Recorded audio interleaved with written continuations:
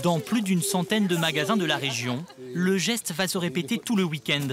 En coulisses, dans les entrepôts de la Banque Alimentaire, le défi logistique est de taille. Alors lundi, on espère que tout sera plein à ras-bord et même les allées, c'est 90 tonnes qu'on espère bien rentrer sur ces 3 jours. En périphérie de Limoges, toute l'année, des milliers de denrées alimentaires transitent ici. Produits frais, fruits et légumes et des conserves.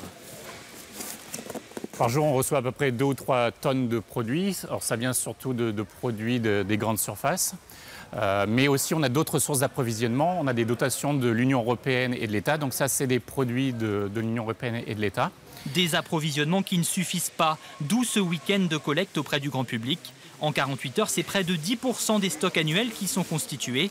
À la Banque Alimentaire, malgré des besoins qui augmentent sans cesse, l'esprit est résolument positif. On a quand même des satisfactions. Effectivement, les besoins augmentent, mais on a beaucoup quand même de personnes qui ont des cas difficiles de leur vie et qui, grâce à l'aide alimentaire, s'en sortent et après reviennent au sein des associations faire du bénévolat. Chez ce grossiste de la solidarité, c'est une quarantaine d'associations qui viennent s'approvisionner. Elles redistribuent ensuite les denrées aux bénéficiaires.